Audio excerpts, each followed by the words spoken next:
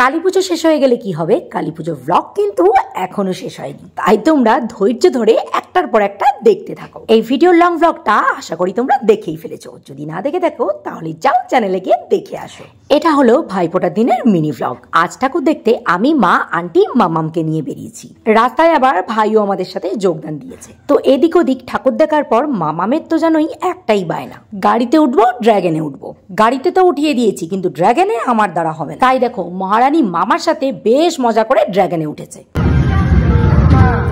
এরপর একে একে বন্দুক নিয়ে বেলুন না ফাটাতে পারলেও বন্দুক নিয়ে ভণ্ডামি আর কারসাজি ভালোই দেখিয়েছি। কি তোমরা কি ভাবলে বন্দুক দিয়ে কাউকে গুলি করে উড়িয়ে দিয়েছি? না না, সেই দিন এখনো আসেনি। যাই হোক, আজ শাড়ি পরে কেমন লাগছে একটু বলো তো। ঠাকুর দেখে 10টা সাড়ে 10টা নাগাদ চলে এসেছি, আর বাড়িতে এসেই ফ্রেশ হয়ে চমৎকার ডিনার বিরিয়ানি নিয়ে বসে পড়েছি। ভাসানের ব্লগটা পরের মিনিট ব্লগে আসছে। টাটা।